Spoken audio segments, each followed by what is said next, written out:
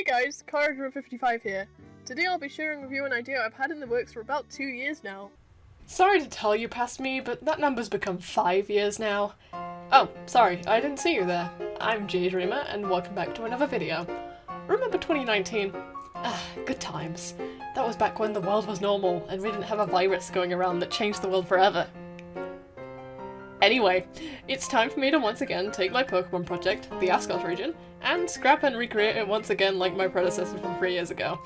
Why am I doing this? Well, I mean, a lot happens in 3 years, COVID aside, but it's also due to the new additions to this universe I've created since then. I'd like the region this universe is named after to gain a fresh coat of paint and to flourish alongside the other regions I've created. If you'd like a quick rundown of what the Askos region is, I'd recommend checking out the old series videos, as they should still hold some merit even after this rewrite is completed. So, let's jump right into it! But first, a disclaimer. My past self can take over this one. In case you live under a rock, this video is inspired by a PokeTuber called Mr. Buddy and his series of What If Pokemon regions. In these videos, he explains what certain countries around the world could be like as Pokemon regions, and he talks about the possible aspects that could be inside said regions. Okay, yeah, that holds up pretty well. Sadly, Mr. Buddy doesn't really do Pokemon regions anymore, but I would still cite him as an inspiration. I've also recently been inspired by Lockstin's Cascade region, and I really need to get around to watching his Pokemon Neo Gets This videos. I'd recommend checking those two out in the description below. So today I want to put forward my own interpretation of Romania into the context of the Pokemon universe. Ah yes, the Romania region. The region where directly after this you say, Romania is the country most well known for its urban legend Dracula. And then immediately follow that up with, There's a lot to this country other than vampires. And never elaborate. See, this is why a rewrite is kind of a good idea. As much as I love Askos with all my heart, it is cringe. Yeah, I said it. Askos is cringe. Anyway, hey, aren't we supposed to be talking about disclaimers? Number 1. This video is not meant to be theorizing on an upcoming official Pokemon game, like Sword and Shield, the obvious Diamond and Pearl remakes, or Generation 9. That's funny. Past me actually predicted Brilliant Diamond and Shining Pearl. Though, in the present, yeah, I'm not really interested in playing those games. Explanation will happen in the non-existent Your Favorite PokeTuber Complains About BDSP video.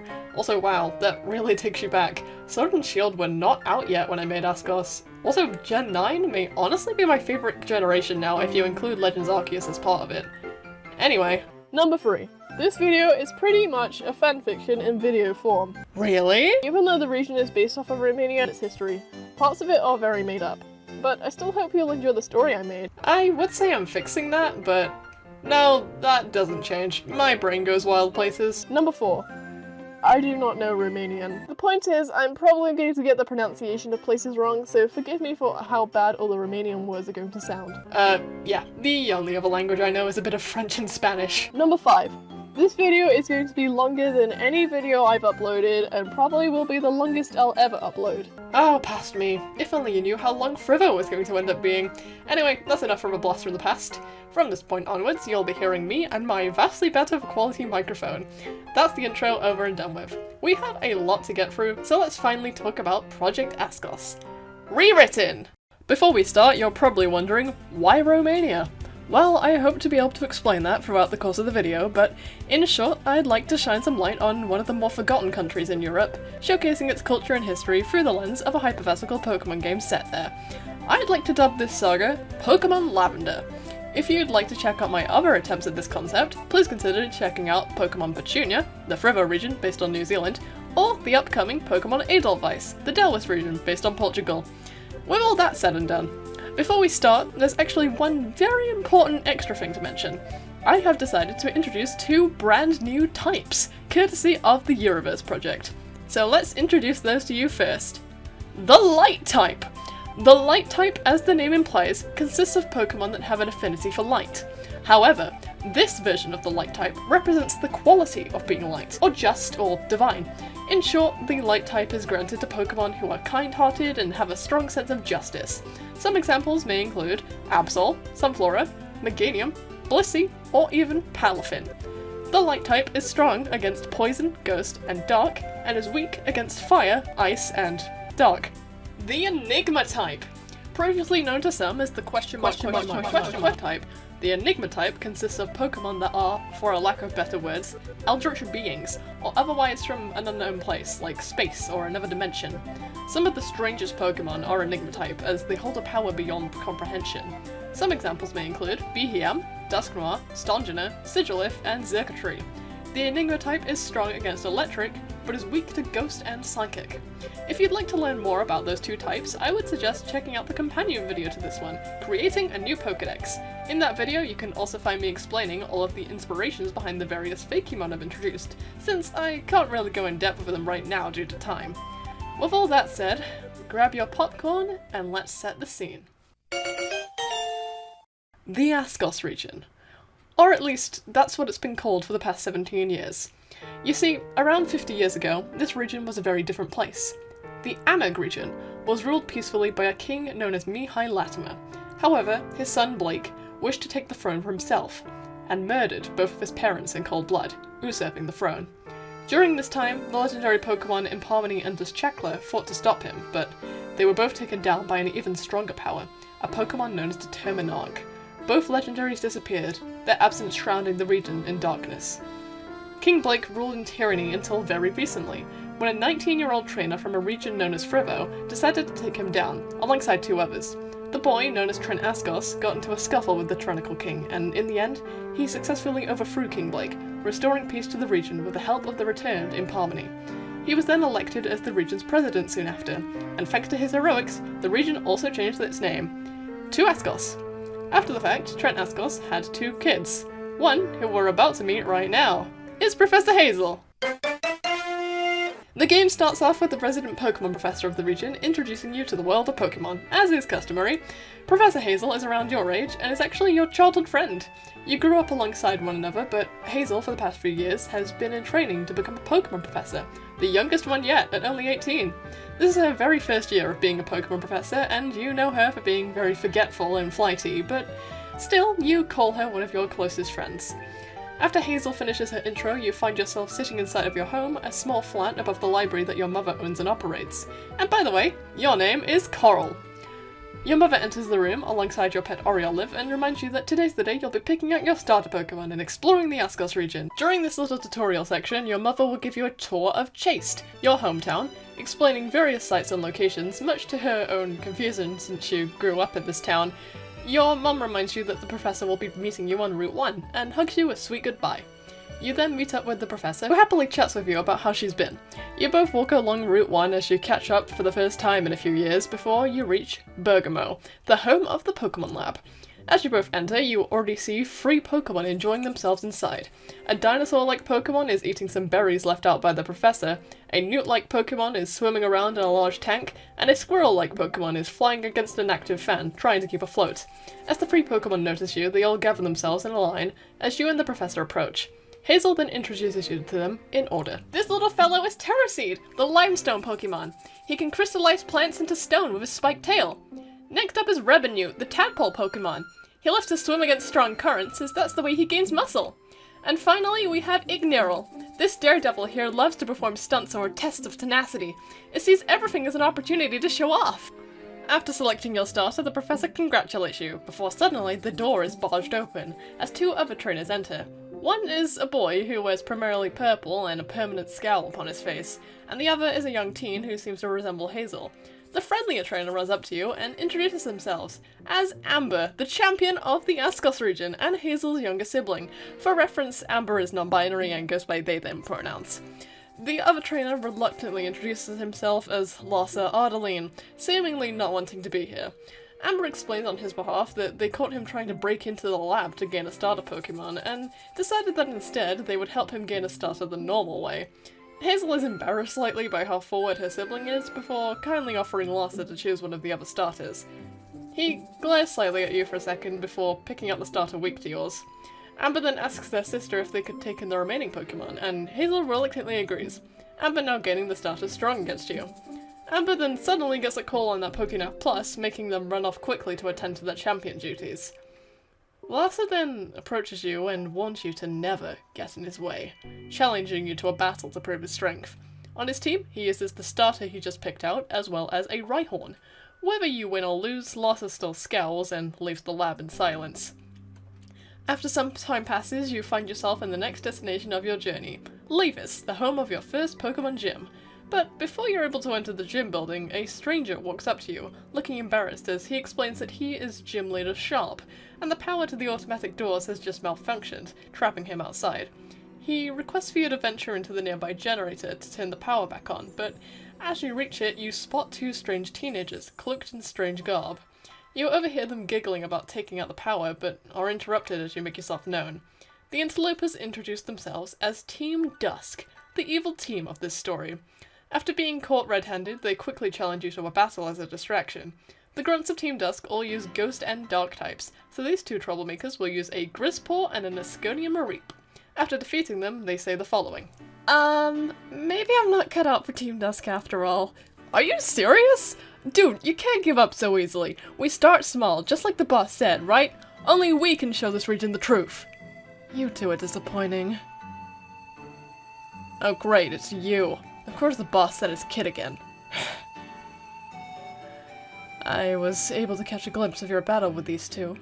You did well for an amateur. However, these are just some lowly grunts. In comparison, it wasn't much of a feat.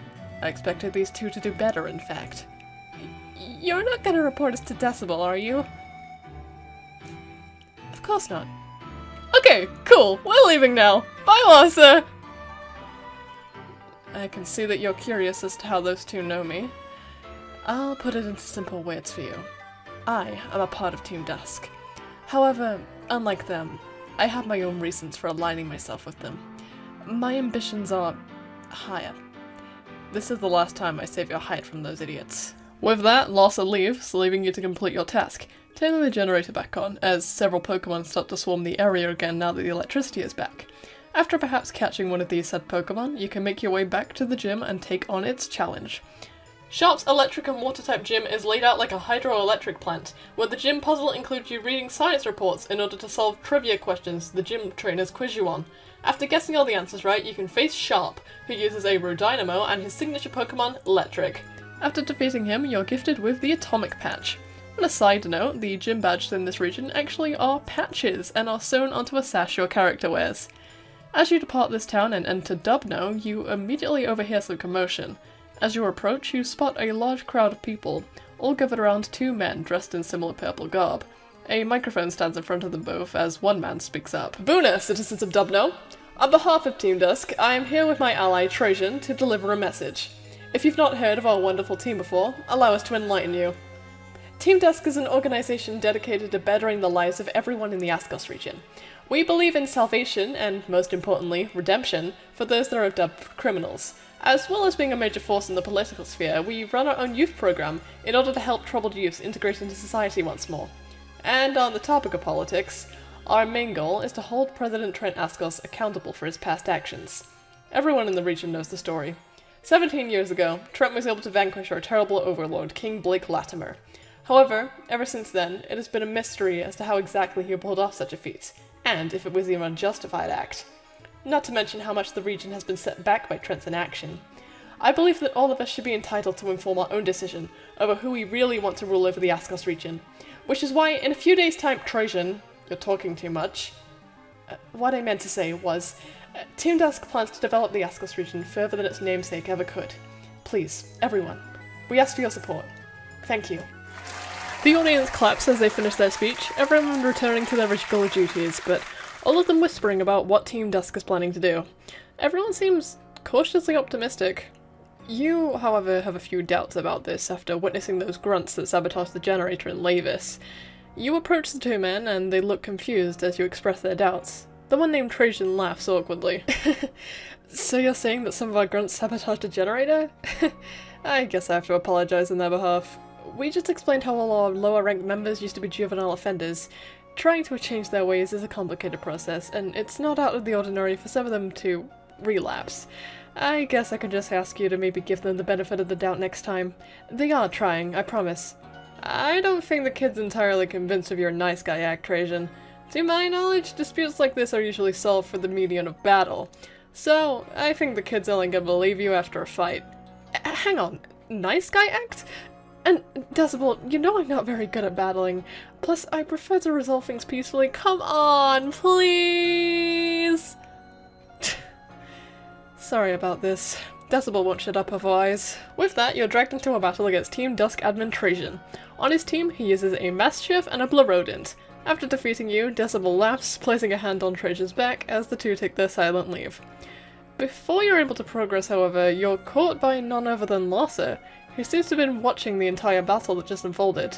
He has a smug smirk on his face, a first for you. Congratulations on defeating my cohort, Coral. I must say, you're a lot more promising than I first thought.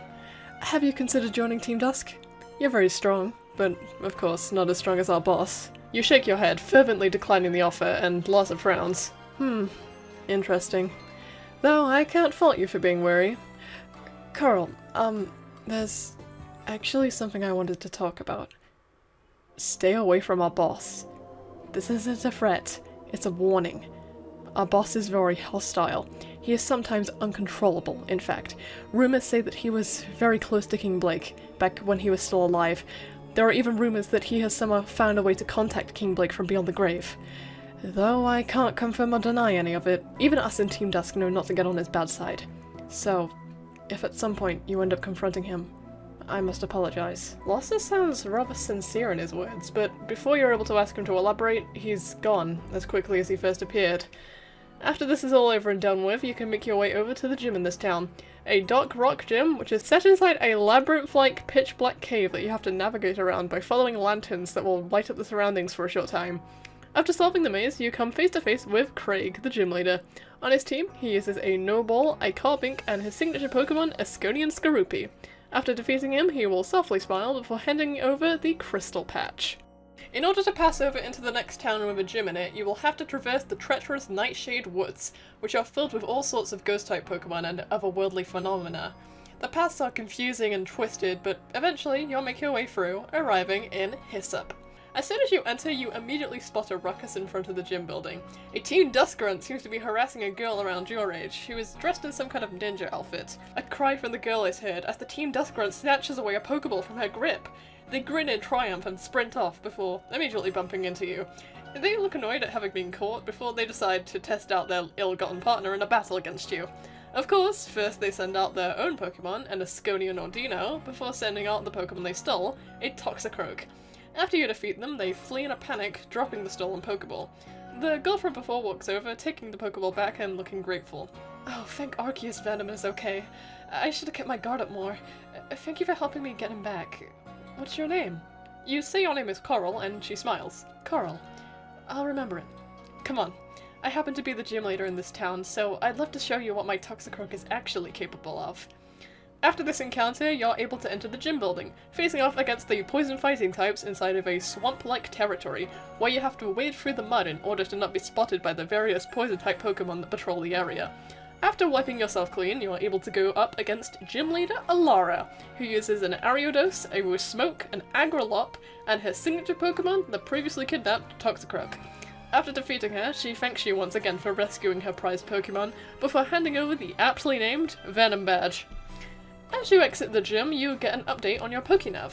It's a news broadcast, stating that the previously out-of-commissioned cable car system in Lavis is now operational again, allowing travellers to skip the arduous climb that is Route 3. You take this as a cue to return to Lavis, as the only way to currently access the rest of the region is either to traverse the dangerous mountain route, or to take a shortcut by cable car.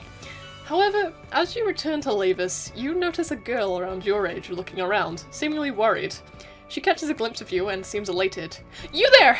Please, you have to help me! My dad has gone missing!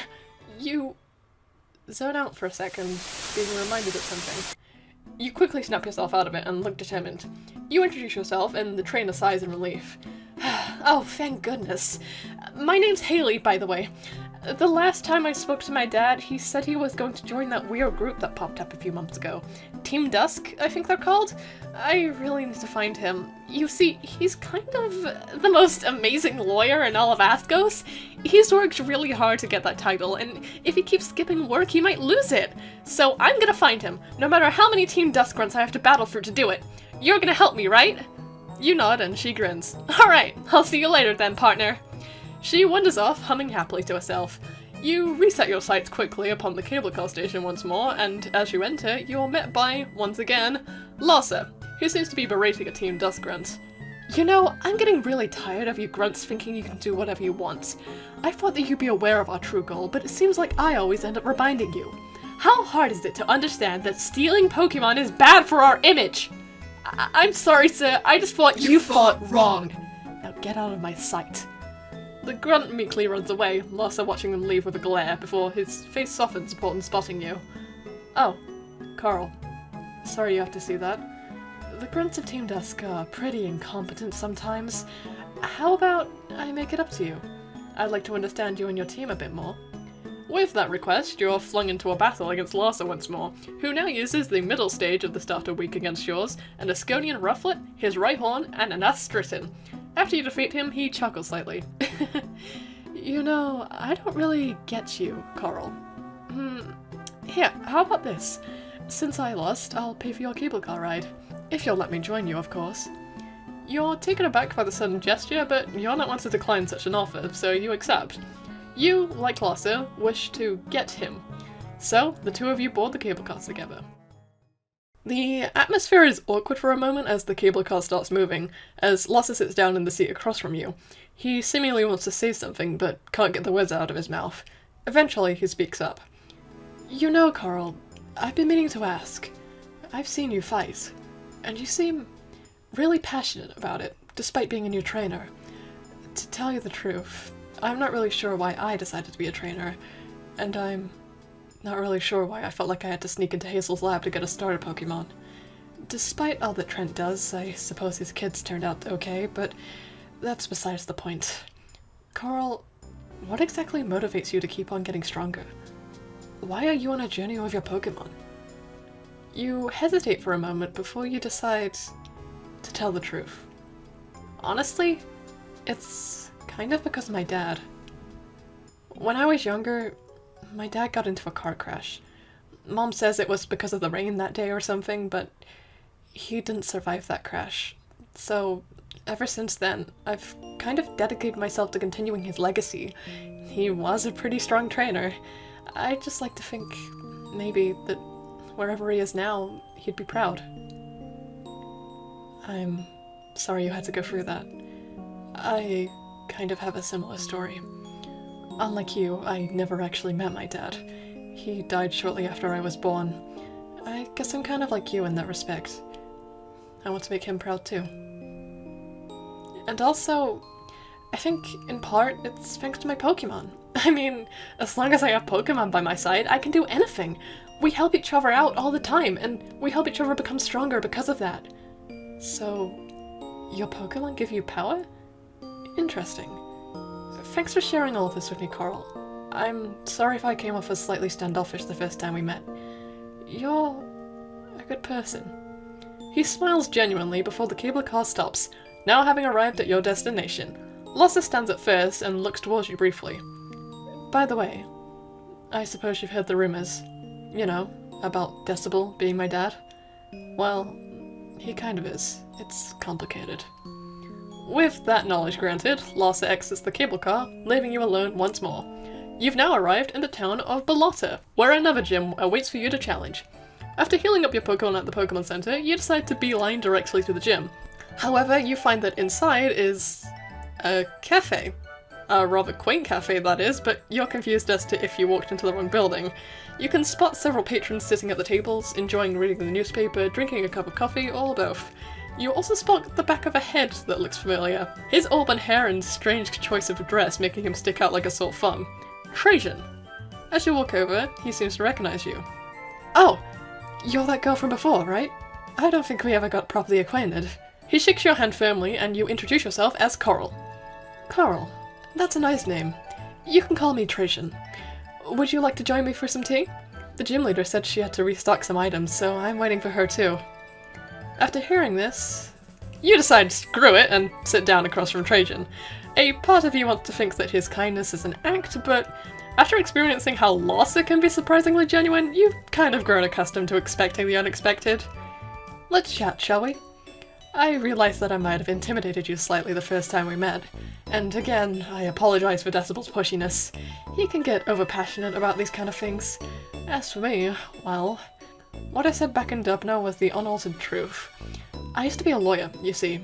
Later into my career, around 2 years ago, I decided to investigate the president. A lot of people in the region, me included, were and still are frustrated about how Trent has decided to run everything. For one, he's barely shown his face to the public ever since Amber was born, and soon I discovered that Trent's reign isn't legal. It's rather complicated, but to explain it in simple terms, after Trent defeated King Blake, he had no rightful claim to the throne. Due to the way the monarchy works, the only eligible heir would be Blake's descendants or other family members. There was a rumour, you see, about how Blake did have an heir, but I looked everywhere in his family records and it's like the boy never existed.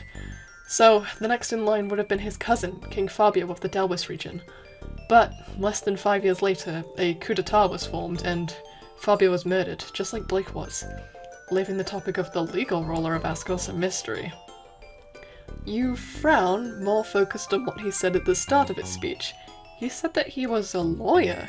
Didn't Haley say that her dad was a lawyer? Sorry if this seems a bit random, but do you know a girl called Haley? Why, yes, that's the name of my daughter. I suppose you've met her? She's probably worried about where I disappeared to, but I can't go home. Not yet. Not until I find out the truth. So, could you watch over her for me? Above all else, I don't ever want her to be a victim of this. Could you do that? You nod in understanding. Trajan seems generally set on trying to discover the truth. A truth that is very important. But you're still confused as to why he suddenly disappeared without telling his daughter. Your thoughts are interrupted by the ringing of a bell as attention is drawn to the cash counter, a girl in a pink apron standing behind it. I was able to get more Paldean olives, so lunchtime is back on, everybody! Trajan smiles before a vibrating is heard, and he brings out a poker gear. He listens to a voice on the other end, and he suddenly looks serious. Decibel, are you crazy? I suppose you're right, but don't you think it's a little extreme? The champion isn't going to like it. Alright, understood. I'll head to Vtex as soon as possible. Sorry, but I have to get going now. Thanks for listening to this old man ramble. The gym leader's back now, so why not challenge her? After Trajan leaves, you're free to ring the bell at the cash counter to start your gym challenge, where the users of Grass and Fairy type Pokemon demand quick service, so the gym leader inscripts you to deliver orders to the impatient patrons, who also have the itch to battle. After delivering all of the orders and defeating all of the trainers, Orchid brings you to the gym battlefield, where she challenges you to a battle. On her team she uses an Elifay, a Weeping Bell, and a Leorine, and her ace, a Whimsicott. After defeating her, you're treated to a free lunch on the house, alongside your fourth patch, the Bloom Patch. Now you can venture far, far down Route 4, and eventually you can spot the city of Lavender upon the horizon. This capital city is as gigantic as you've always imagined, with rows upon rows of houses, buildings, shops, and concession stands. Upon a hill in the distance, you can see the Lavender House, the home of the president, looking over the city like a keen-eyed eagle of hope. However, you taking in the amazing sights and views is quickly interrupted by a blood-curdling scream coming from further within the city. You quickly track the source, the front of the Pokemon gym, as a disheveled trainer is as white as a sheet, looking terrified. Marie, she's been Team Dusk has... The gym trainer splutters over the words before fleeing the scene in terror. Then, Haley suddenly walks up next to you. Oh, hey Carl, did you hear screaming too? I heard on my way here that Team Dusk has been sneaking about. Let's check it out together. You nod and the two of you step inside of the gym, being immediately met with the answer to why everyone is so terrified. Team Dusk have seemingly invaded the gym and have absolutely trashed the place. Many grunts guard the pathways, and at the end of the room you swear you can spot Decibel, talking to a middle-aged woman. You and Haley mutually agree to make Team Dusk leave this place immediately, fighting through a slew of grunts together. For reference, Haley's team includes a Velourga, an Asconian Oricorio, and a Unnovan Ordino. Eventually, the two of you make it to Decibel. Please, why are you doing this? My beautiful gym is ruined! Oh, sorry for that. You see, we don't actually want you, Marie Askos. We want your husband. So, surely his wife being in danger will lure him straight to us. Oh, what do we have here? Two young trainers here to play hero? Kids, this is none of your business, but let me dumb it down for you. Team Dusk is entering a new era. For years, we have tried to have our voices be heard, and yet nobody ever listened. They wrote us off as misfits and criminals. So now, I'm sick and tired of waiting. Change will start now, even if I have to force it to. With that, you're dragged into a solo battle against Decibel, who on his team uses a Kalu Step, a Seviper, a Poloctos, and his ace, an Oshiran. After you successfully defeat him, he looks annoyed. I'm considering the possibility that it may have been too early for this. Seems like it was all for nothing anyway. Trent never shows up. Not even to save his wife. What kind of a husband does that make him, Marie? Trent has had a hard life, Decibel, but of course you wouldn't know that. All of you Team Dusklord are too blinded by your idea of what Askos should be like. Stop saying that name. Stop calling it the Askos region. Amherst was my home, and you two tore it apart! Oh, so would you rather be ruled over by a tyrannical dictator? At least that would have been better than your faker husband. Whoa, everyone calm down, please. I can tell there's some bad blood between you two, but it's over now, right? We defeated you, Decibel, so leave Marie in the gym alone. You're Trajan's kid, right? Yeah, why? Because Mr. Primrose has really been an asset to us. It's the reason why we know so much about the legality of all of this. Thanks to him, Trent can't touch us. He's an admin for a reason. If Marie Askos won't listen to us, I'll just have to take our cause elsewhere. Come on, kids. Enough partying for one day. The grunts grumble and groan in disappointment as the scene fades to black, the gym now back to normal. Marie hesitantly smiles.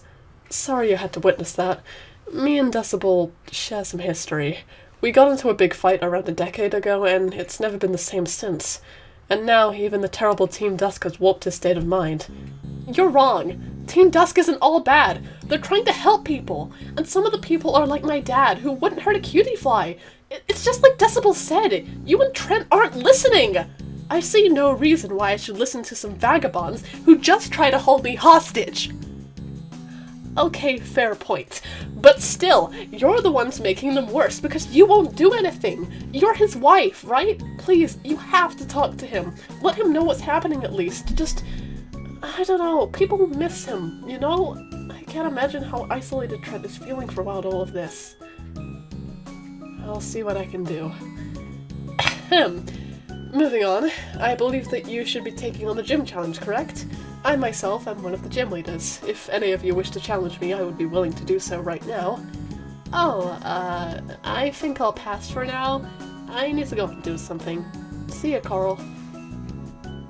Coral, was it? What are your thoughts on all of this? I must say, your friend is rather direct. I think I believe Decibel now when he said that she's Mr. Primrose's daughter.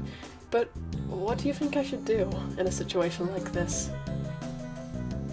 I'm sorry. I don't know. Everything is too uncertain right now. I suppose you're right. Now, let us proceed. Marie reluctantly initiates a battle with you, using a team of bug and psychic types that consist of Buzzion, Insawitch, Silworm, and her ace and Orbeetle. After defeating you, she gives you a guilty look before handing over the cicada patch and turning her back on you. Please leave me be now. Mom! Oh my god, Harmony, are you okay? Marie looks surprised as the two of you turn around to see Askos champion Amber running towards you both as they envelop their mother in a hug. Amber, what a surprise! I'm a little shaken, but I think I'll be okay. Where are Team Dusk? Don't tell me that I missed them! I wanted to destroy them so bad! Dear, there's no need to worry about them anymore. This young trainer and her friend took care of them. You saved her? You didn't need me at all. Amber then leaves quietly, leaving the room deathly silent. Marie looks concerned, but she repeats herself, still asking for some alone time. You leave on her request, but you can't help but feel slightly guilty. You decide to distract yourself from the events that just unfolded by focusing once again on the gym challenge, your next destination being Vitex. You vaguely remember Trajan mentioning this place, and lo and behold, you spot him spying through one of the windows of the Pokemon gym, mumbling something about the gym leader. You tap him on the shoulder and he jumps out of his skin, startled. After calming down, he smiles awkwardly and says hello. Your reunion is cut short, however, as a familiar voice speaks up. It's Haley! Dad, why did you disappear all of a sudden? I've been looking for you everywhere! Haley, you don't understand. No, I won't take any of it! It was your dream to become a lawyer, Dad. You're really willing to throw that away for this? Haley, this is something that's more important than myself. For once, I could be making a major positive change for this region. Let's be honest. Half of Askos may know me as the best lawyer money can buy, but the other half see me as a sham. At least this way, maybe both sides will finally agree. So no, I'm not returning home. I have to see the end of this. I can't believe you! You follow after Trajan as he decides to enter the gym building, and you're met by a spookily lit room, with bookshelves on the walls and a large rug on the floor. There's several doors, and a switch to turn on a spotlight pointing towards the right one is in every room, but you still find yourself bumping into a few gym trainers in the process, who all use ghost and light types. Eventually, you enter the final chamber, and you can see Trajan talking to the gym leader. So that's why we need your support, Salem. Trent isn't listening to anything we say, but maybe he'll listen to you. I don't know, Trajan. It's been years since we've last spoken, and we didn't exactly part on amicable terms. Please, we have to try. Okay. Trajan turns around to see you and chuckles, apologizing for the interruption before leaving. Salem sighs before looking in your direction, never completely keeping direct eye contact. Hello, trainer from the beyond. I am Salem, a ghost and light type specialist. I also like to call myself a historian of the undocumented and macabre. I feel a strange aura around you. It's so clear and bright. It gives me the instinct that this is not the first time that we have met. Yes, you would enter a library and fight a person who resembled me from 3 years ago. You were victorious in that battle. However, fate and destiny are easily warped. Trust me, I would know. So, let's see if this version of events will echo your past life. With that, you're thrown into a battle against Gym Leader Salem, who uses Absol, the Pojim, Philibub, Gengar, and her ace, a Rian Canine. After defeating her, she hands over the Eclipse Patch and sighs again. If it's not too much trouble, I'd like to tell a story. A story that everyone has heard, and yet have always chosen to ignore my perspective of the events. It all started around 20 years ago. I met Trent by chance, and he told me about the plight of the Amerig region. I believed in his goal wholeheartedly. After a while, the Frivo champion joined our cause, and together we set out towards Amerig. We broke into the castle, but me and the champion were separated from Trent, and by the time we found him again, it was already too late. Trent had murdered King Blake. That's why I think I can see where Team Dusk is coming from. Like me, they only ever wanted a peaceful resolution to this, but in the end, I helped Askos become what it is now, an empty shell. I couldn't stop Trent back then, so maybe I can stop him now. You're hesitant. This is the first time you're learning of Trent's apparent regicide, and you can see where Salem is coming from, but still, does any of this really excuse threatening Trent's own wife? The situation just seems to be getting more and more complicated with every waking second. There's not really anything else you can say to her, so you decide to head over to the next town that has a gym in it, Marjoram. However, outside of the gym, you spot Decibel, who is talking to someone you assume is the gym leader. Team Dusk wishes to bring back the Amerig region to its former glory. Please join us. I'm not really bothered over who rules the Askos region, as long as they're not like King Blake. Decibel seems irritated by his choice before deciding to leave. The gym leader spots you and welcomes you inside. The gym looks like an office building, but it has many chilled out spaces scattered around, alongside a slide and a ball pit. The gym trainers in the office all use normal and steel types, and eventually you make it to the branch chief's office, where the gym leader sits. Hello and welcome to Kipna Labs! We are a Frivo-based tech conglomerate that promotes the harmony between trainers and Pokemon by creating technology and items to assist them. I'm rather new to my role as branch chief, since my predecessor kind of disappeared 10 years ago. You frown. You know exactly who that person was. The ex-branch chief of Kipna Labs. That was your father. The gym leader, Zinc, pulls you into a fight soon after his speech is over, and on his team he uses an Askonian Mandibuzz, a Calmera, a Klinklang, a Zanspector, and his ace a Rittigallop.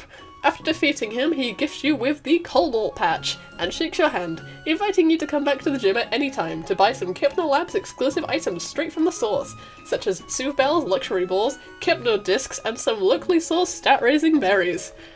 One more gym remains. You head over to where said gym is located, the town of Mentfa. But once again, in front of the gym, Team Dusk seems to be causing trouble. However, Larsa is fighting the grunt with his newly evolved Rhydon, looking unenthused. Rhydon knocks out the grunt's Houndoom and they look annoyed. "You'll pay for this! I'm telling Decibel!" "Oh really? I think I'll tell the boss that you were just obeying orders. Everyone has been told to either help with the preparations in Dubno or to defend the streets of Lavendula. Understood?" "Yes, sir. Are you headed to Dubno?" "Indeed I am. If you'd like to join, follow me." Okay. The two leave the premises, but Larsa makes eye contact with you for a split second and pauses. "Coral? I'm running behind schedule, but I'd like to invite you to join us in Dubno once you collect your final gym badge. The preparation should be completed by then." You're left slightly uncertain before you decide to enter the gym building. The final gym uses ice and fly-in types and is set inside of an indoor ski center, where you have to complete a snowboarding minigame in order to reach the gym leader, Georges. Since this is your final gym battle, the leader will be using a full team of 6. So on Georges' team, he uses an Aurorus, a Zephion, a Walrein, a Firmisteed, a Cryodregal, and his ace, an Askonian Oricorio. After defeating him, he chuckles before happily handing over your final gym patch, the Powder Patch. Now with a full stash of patches, you decide to follow Larsa's offer, and set your sights upon Dubno once more. However, you're halted by the intrusion of Amber, who waits for you outside of the gym. "Hello, Coral! A little Ariel told me that you successfully gained all 8 patches. I wish to personally give you congratulations, and an invitation to our very own Pokemon League. As Askos' champion, I look forward to your challenge." Suddenly, Amber is interrupted as their Pokénav rings. They pick it up, the call being audio only, and the voice on the other end sounding distorted. "Is this the champion?" Yes? "Good. I'd suggest you travel to Dubno, Champion Amber. Something very precious will await you. I trust you'll show up." Who was that just now? Coral, I don't suppose you'd like to join me?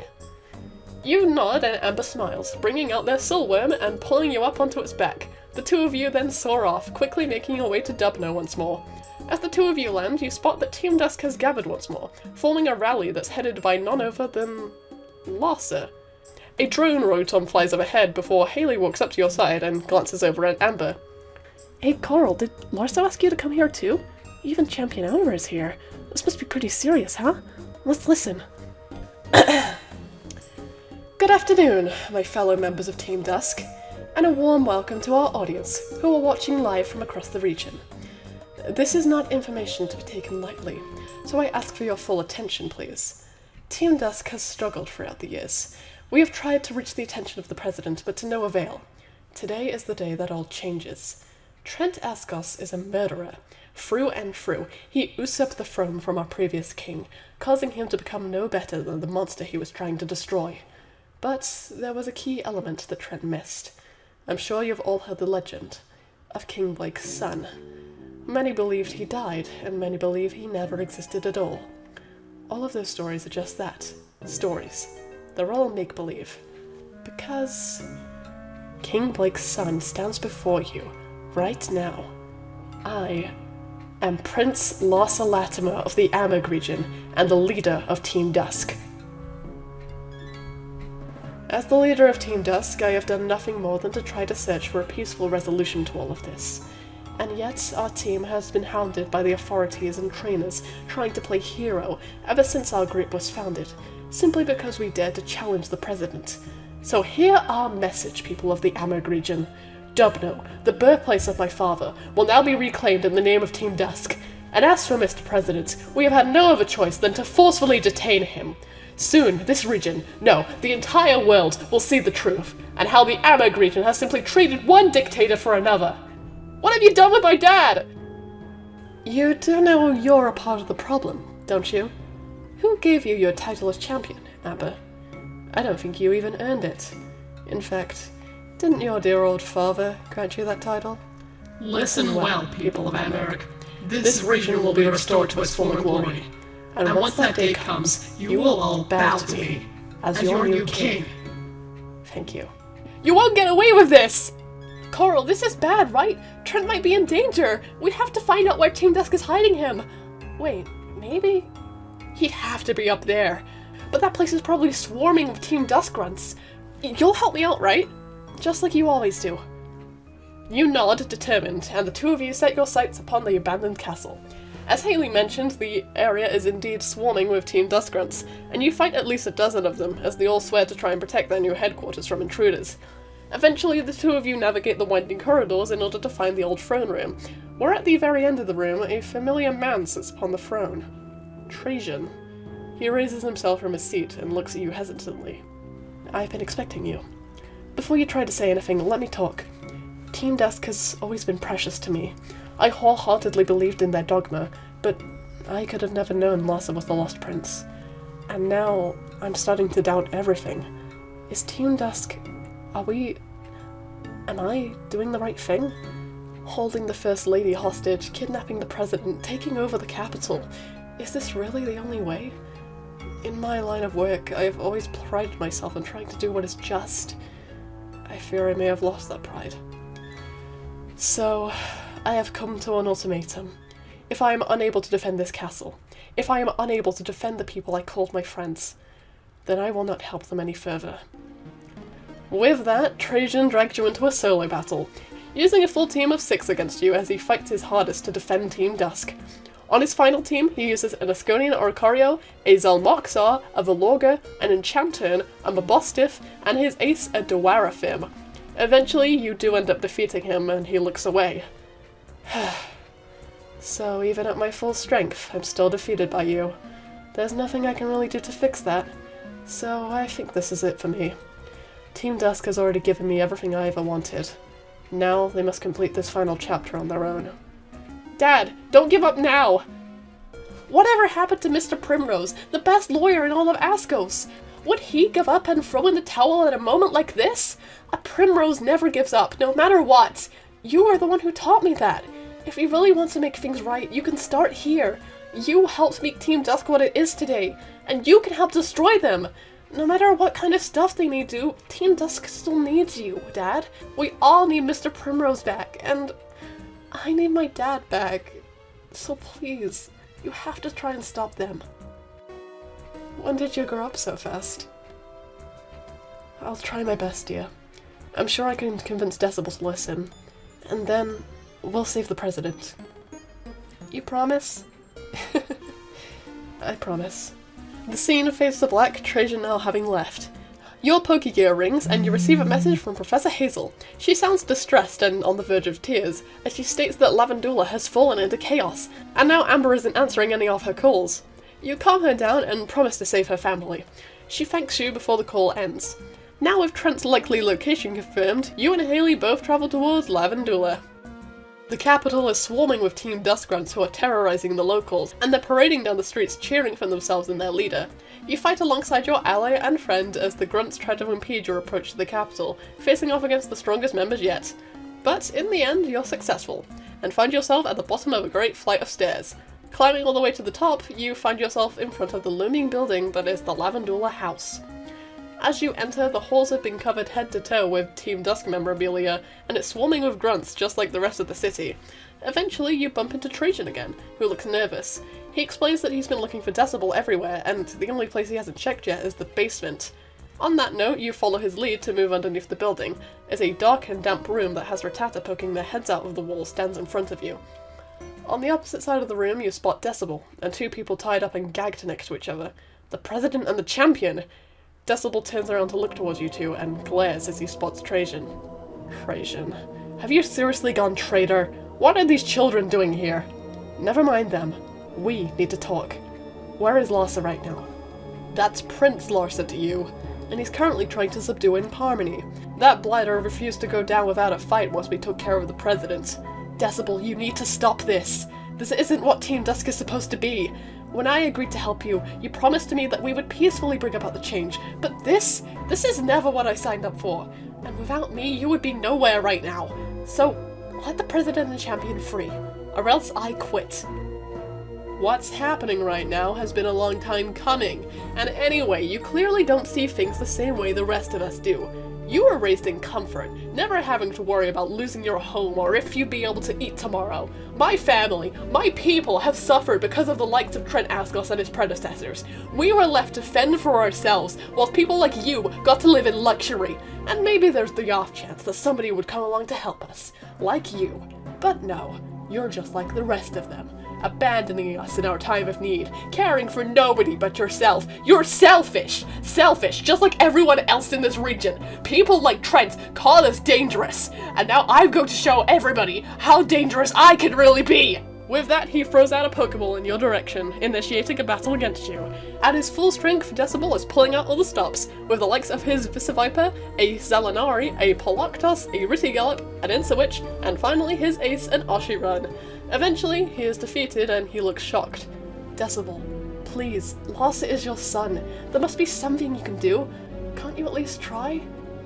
For years, the princess dreamed of claiming back what was rightfully his.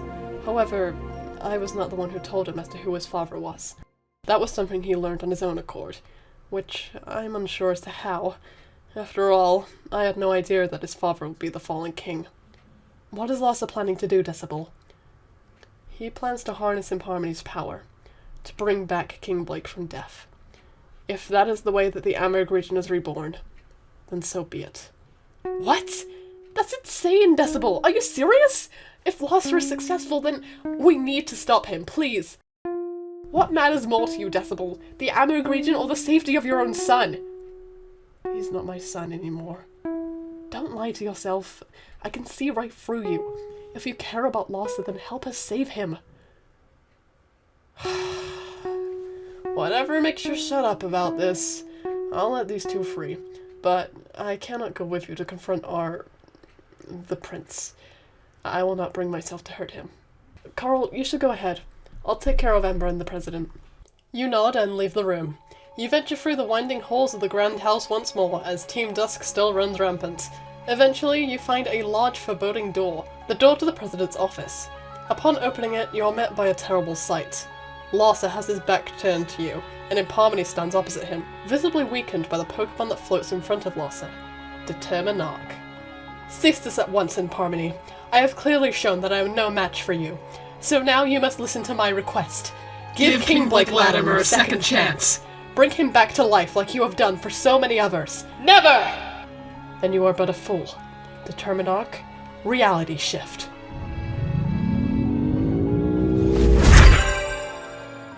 Oh? So you've come out of hiding too. What a coward. Where were you the last time Amag needed help? You're supposed to be the saviors of this region, but all you've done is hide away. You could have fixed this. You could have brought me back. But no, you're selfish creatures. You don't even deserve the name of legendary. You're useless! At least Determinarch was willing to help me. Maybe that's why they were stronger than you two. Because they're not blinded by the past. I'm the only one here who's cared enough to take Amag's future into consideration. Mainly because you lay-about legendaries couldn't be bothered to fix those issues yourself. Somebody had to step in and clean up after your mistakes. So we can either do this the easy way, or the hard way. Surely you must understand what I mean, Carl. People in this region are too reliant on people like the Champion and the President, and Pokemon like Imparmony and this Chakla. Even you're not free of it. You said that your Pokemon give you power. That's stupid and naive. I'll get my way in the end, even if it takes me an eternity to do so. Now, Carl, show me what you're made of! With that, Larsa drags you into your final battle against him, the Prince of Team Dusk himself. He uses a full team of stacked Mons, such as Rhyperior, Thermostede, Galaline, Asconian Bravery, the final form of the starter weak against yours, and finally his new ace, the pseudo-legendary Determinarch. The fight is long and hard, but eventually you're able to strike Larsa down for the last time. He doesn't look too impressed, and seems even more annoyed than he was before. This changes nothing! Nothing, I tell you! You know what? I don't need the power of Imparmony to achieve my goals. No, I have a better idea.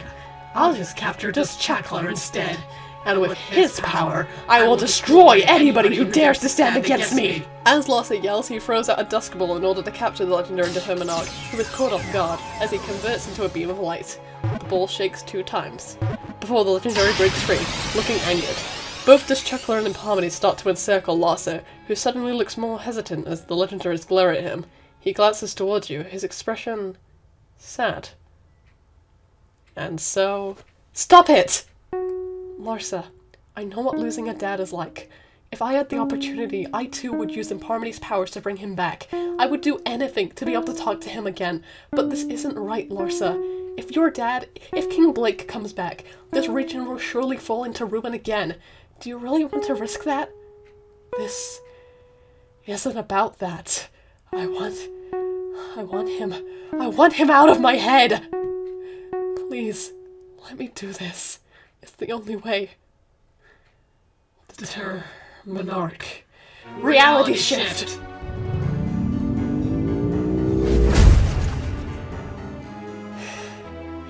That's better.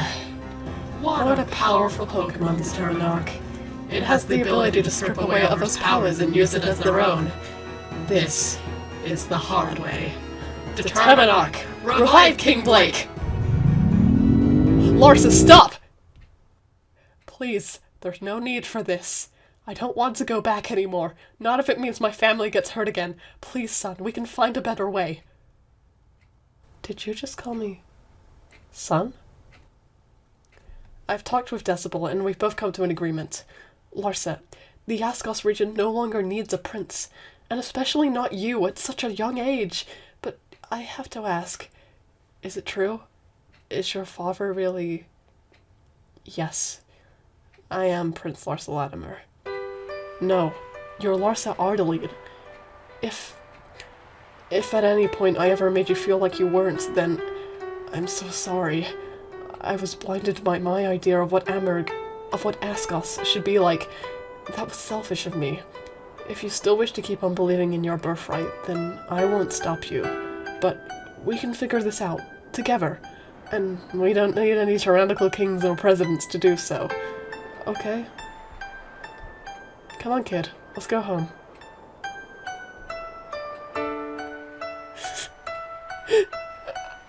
I'm sorry. I just wanted to... I wanted to get rid of his voice. I can't... He won't go away. Shh. It's okay.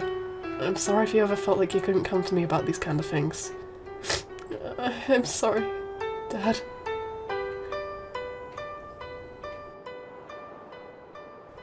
Determinarch, I have to apologize for the last of his actions. You were only doing what you were told. And in the end, you ended up hurting your friends, didn't you?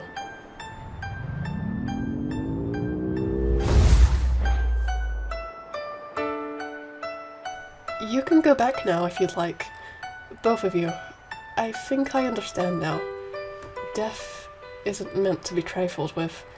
That's why you two hid away in the first place, isn't it? Because of selfish humans like me. But I think I'm going to try to be better, thanks to my dad, and Trajan, and you, Carl. All this talk of trying to find a different way, and how you yourself have persisted despite everything. It's inspiring, really. So, is Team Dusk over now or something? What do you think, Trajan? Huh? I mean, if we're still going to hold the president accountable, nothing changes the fact that he's a murderer. Perhaps someone else should be president in his stead? Oh, I've got it! We could start rallying for an election! Boy, we haven't had one of those in ever! I think we definitely deserve one after all of these years. Trust you to always have some crazy idea. Just be glad that I love you. You what? I didn't say anything. Larsa laughs as the legendaries decide to take their leave, Determinarch solemnly watching them part. Larsa looks sorry for a moment before returning Determinarch to its Pokeball, as the scene fades out, leaving you finally alone. Upon leaving the building, you come across Professor Hazel, Haley, and President Trent Askos. They all seem to have been discussing something before you interrupt them. Trent looks surprised and then hesitant. So you're this Carl I've been hearing so much about. Long time no meet, my friend. I haven't been outside in so long, I almost forgot how beautiful Lavendula is at dusk. I suppose you have some questions you'd like to ask me. Oh wait, I do, Mr. President! So, this is awkward, but my dad is kind of a big part of Team Dusk. He'd appreciate if you could actually listen to him for once. So, could you do that? I mean, if you do listen, it'll definitely stop something like this happening again. Perhaps you're right. I am growing quite tired of being the president for so long. What a sorry state I am. In my mid-30s and already wanting to retire. The truth is, I never particularly wished to be president in the first place. The role was thrust upon me suddenly, and at first they even wanted to call me king. Amerig was so happy that they were freed, and I let that praise get to my head. I did a lot of bad things after that. So, I think my first order of business is a visit to Vitex. I need to say hello to an old friend. And, oh, Carl? Next time you see your Uncle Basil, could you tell him that I'm sorry? So, Dad, do you know where Amber went? I thought they were with you, but... Ah, right. I believe your siblings should already be over at the Pokemon League right now. They said a lot of stuff that didn't make sense to me, but they left pretty quickly after we were set free. I suppose they don't want to waste any more time with Carl's gym challenge. Oh yeah, I guess that lines up. Amber's always in a world of their own. The president and his daughter laugh before they take their leave, leaving you and Haley alone. She looks excited.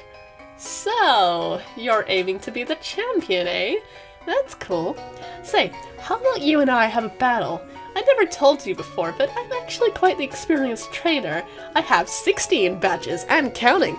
So, let's get to it, shall we? Go, my brilliant stars! With that, you're suddenly thrust into a battle against Pokemon trainer Haley. Unlike Colossus, she uses a full team of 6, which includes the likes of a Landroid, Tipixie, Volorga, Sigilif, Asconian Oricorio, and her ace, a Unova Ordino. After defeating her, she says the following. You're gonna do great, Carl. I just know it. Tell you what, the minute you become champion, I'll be the first one to challenge you. Of course, that doesn't stop me from cheering you on, too. You've gotta catch up to me one day, right? She takes her leave, leaving you to complete your journey.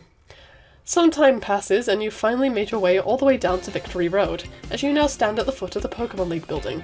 As the guard checks your patches and lets you in, you are met by a massive grassy battlefield. A single trainer stands in front of you. A man with blue hair, wearing what seems to be a park ranger uniform. Hello, young trainer. You have done well to get this far. I, Damson, will be a part of your final test. The name's Punica, you hear? I hope you're ready to battle up a storm. I'm Kampala. I'll be sure to be careful. We're Askos' Elite Free, Damson, Punica, and Kampala. And what do we excel in Kampala? Triple battles. Yeah, triple battles. So now you must face all three of us in a battle of wits. On guard, young trainer. With that, you're challenged by Askos' Elite Free inside of a triple battle, a format completely unbeknownst to you before this moment. Each member of the Freeze specializes in a separate type, just like the gym leaders. Damson uses ground types, Punica uses fire types, and Kampala uses ghost types. With that being said, the trio will end up using 2 Pokemon each, a Rotastry and a Flygon for Damson, an Enchanton and a Turtonator for Punica, and a Mustrix and a Dragapult for Kampala. After defeating them, they all cheer for you before moving aside to let you pass into the next room. You walk up a flight of stairs before you find yourself on a large balcony, a lake sitting beneath the glass flooring. In front of you, Champion Amber sits upon their throne and rises as they notice you. You helped save us. I saw you. You look so determined whilst facing off against Decibel, whilst all I could do was sit there helpless. What kind of a champion am I? Everything that has happened recently, I've done nothing to help any of it. And the fact that Larsa captured me too says so many words. I am as to blame as my father is, and just like him, I never asked for my position as champion. For as long as I can remember, I've always been hailed as something special. Trent's kid this, prodigy student that. I never got to have a normal life. It feels like there's always cameras watching my every move. It's more difficult than you could ever imagine. So with that being said, do you really wish to befall the same fate as me and my father? To become a figurehead for a title that people idolize? To be challenged? To be ridiculed? I don't need to hear your answer. There is only one thing that we are both here for, and that's a battle. May Imparmony's light shine upon us. Amber seems bitter before they challenge you to a battle in order to defend their title as champion. On their team, they use a Serpent, their Silworm, a Dwarafim, a Zanspector, a Rebrake, and their ace, the final form of the starter Hazel gifted them. As you defeat them, they look surprised before laughing slightly. I feel relief for the first time in forever. Thank you, Carl. Thank you for defeating me. I'm sure that you'll try to do your best as champion. I think I'm going to go home after this. I haven't seen my dad in years either. So, congratulations, Carl. No, Champion Carl. You are now Askos' new champion. And with that, the screen fades to black, and your team is registered within the Hall of Fame before the credits start to roll. Or at least they would if we didn't still have time left in the video. Onwards to the postgame, everybody! The postgame begins around a month after you freed the president from Team Dusk's clutches, and things in the region have been a lot calmer since then. In most recent news, the president has now welcomed Team Dusk with open arms, him and Trajan now working together towards a better future. And that election that Trajan was so excited about. Today's supposed to be another day of champion duties, but today is different. Today you'll be assisting someone very special. It's Larsa! Hi, Carl. You're all set, right? We need to get to Patchouli as early as possible in order to help out with the preparations. You nod, agreeing. A Braviary taxi is already parked outside, the mode of transport Larsa decided to use today. Larsa is surprisingly dressed down, now opting for a plain striped shirt and jeans instead of his Team Dusk attire. As you jump into the carriage next to him and the taxi pilot sets off, Larsa speaks up. Do you think I look okay? The Lavender Festival might be run by Team Dusk, but I'm not sure if people are entirely ready to see me there again, you know? At least for one day, I'd like to pretend I'm not supposed to be the prince. So, could you refresh me on what the festival's about? Oh, right, sorry. Well, me and my dad wanted a way to celebrate the Amberg region, and to show that the people who live there are still here, thriving. But on top of that, we wanted to promote harmony between Amberg and Askos, to appreciate both versions of the region, you know? I at least think it's a nice sentiment. What I need you to do is help out with the preparations. There's a lot of people who need help setting up stalls, decorations, games. I'm sure the others can explain it a lot better than I can. After all, we're nearly there. Upon this, the carriage descends as you breach the clouds, entering the town of Patchouli, a town that is actually inside of the Malavod region, Askos' next-door neighbour. However, this town has always been Askos' territory, and the Malavod region was simply built around it.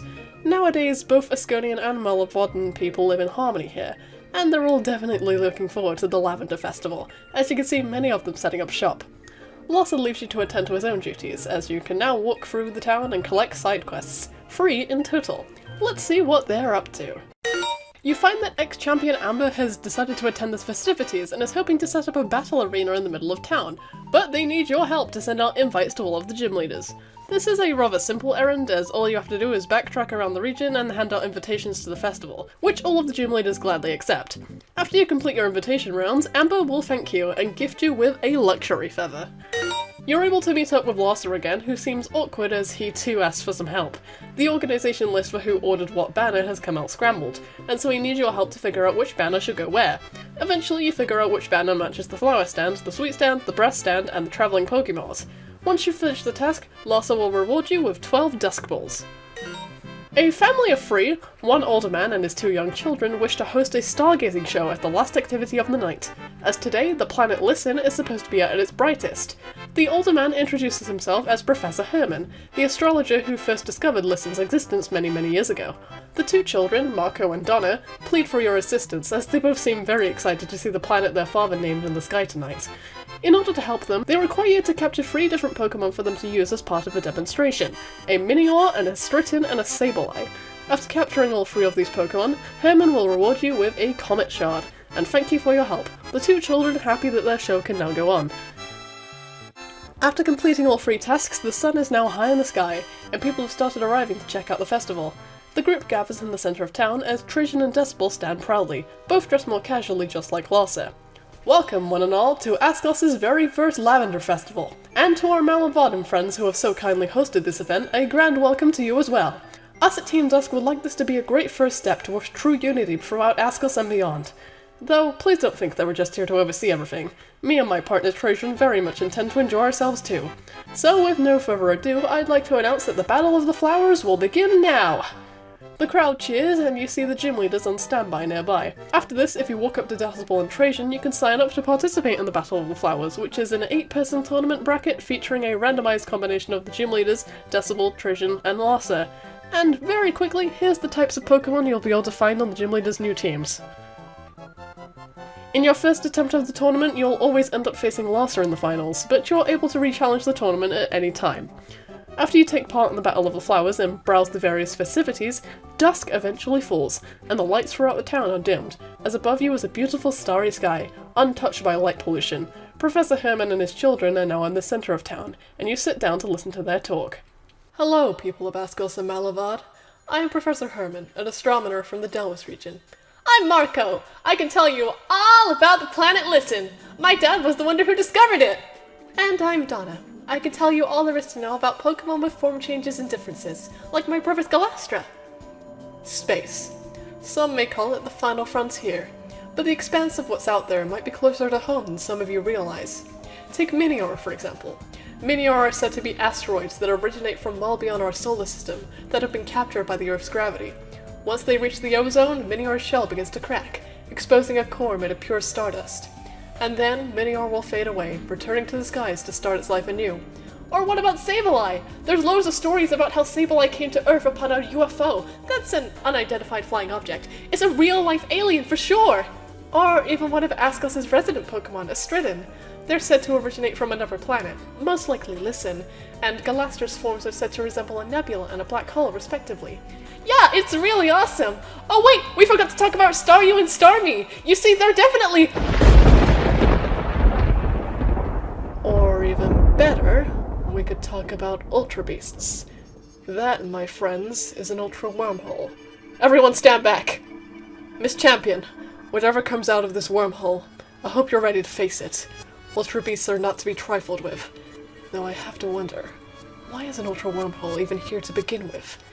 It seems awfully convenient. Dad, I'm scared. Stay behind me, dear. You too, Marco. Aw, but I want to see an Ultra Beast! Ah, I seem to have left at the wrong place. Apologies for my intrusion. You're here, too? As a matter of fact, where is this place? Nothing about it seems familiar. This is the Askos region. You're in Patchouli. Who on earth are you? The name is Texas Rose. I must say, I was stuck in Ultra Space for quite a while, but now, I think I just came up with an interesting story beat. If my assumptions are true, then Coral. Or should I say, Champion Coral? Yes, that's definitely correct. Me and you have some unfinished business. Tell me, Coral, can you feel it? The strange energy that watches over you? The voice that dictates your every move? Or perhaps I'm just crazy. It doesn't matter either way. Now, to enact my revenge in a different way, I must apologize to you, Professor Cherry. I must apologize for the carnage that is about to unfold. Oh, blinding one! Crush her into stardust! With that, the strange otherworldly visitor faces off against you, claiming themselves as the secret final boss. Throughout the battle, they keep mumbling to themselves about Grimace, Valaquish, and several other things you can't quite catch. On their team, they'll be using a team mostly comprised of powerful Ultra Beasts, including Guzzlord, Zegatry, Blacephalon, and Naganadel, as well as a Cybion and their shining star, a Duskmane Necrozma. After quelling the light that burns the sky, they look startled and then frustrated. So you do harbor that power. This isn't fair! Not only am I thwarted by your present iteration, but I'm thwarted by your past iteration too. What a selfish god that watches over us. Do you still not hear me, even after this? Texas, I can't begin to imagine what being stuck inside of Ultra Space was like, but maybe if you talk to us about what happened, we could start to understand. We could help you. Who are you? Professor Herman Cherry of the Delwis region. Delwis. That name makes me sick. Delwis is the place that took my life away. But alas, if only I could return there. You still can! You could come with us if you'd like. Though the thought is tempting, I think this will be the extent of my rule breaking. Necrozma, lend me your power. Champion Coral, thank you for the battle. But be careful. Your closest friend might help you escape your own curse, but that will mean nothing once your present self claims that burden as their own. A sweet goodbye to you, Professor Cherry. I doubt we'll ever meet again. As for the rest of you, a see you soon is better suited. Don't forget to thank the people who helped you come this far. Whoa! That was so awesome! That guy used those Ultra Beast No Sweat! I want to be as cool as them when I grow up! Well, I think I'd rather be like Champion Coral. She saved the day so easily! You're a hero! Thank you, young trainer, for protecting me and my children. As a token of my gratitude, I'd be happy to have you visit my lab in the Delvis region at any time. Oh, my Imparmony, really? Yay! You should definitely come visit as soon as possible, okay, Miss Champion? Yeah, we'll be waiting. The camera pans up to the sky as a red dot can now be seen, the planet of Listen shining brightly.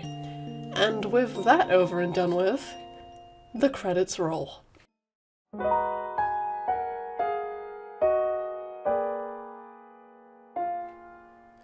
If I could begin to be half of what you think of me, I could do about anything. I could even learn how to love. When I see the way you act, wondering when I'm coming back, I could do about anything. I could even learn how to love like you. Like you, love like you.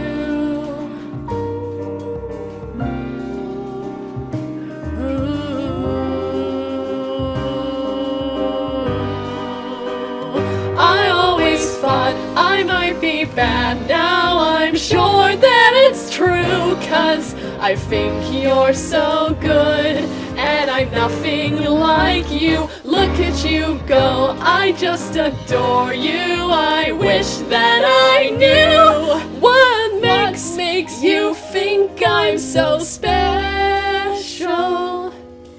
If I could begin to do something that does right by you, I would do about anything. I could even learn how to love. When I see the way you look, shaken by how long it took, I could do about anything. I could even learn how to love like you. Love like you. Wait, hold on. Why the hell are some VAs listed in the credits? This whole video, I've literally been voicing every character. Is this some kind of edit? One more time, from the top. Now, are you able to identify this person?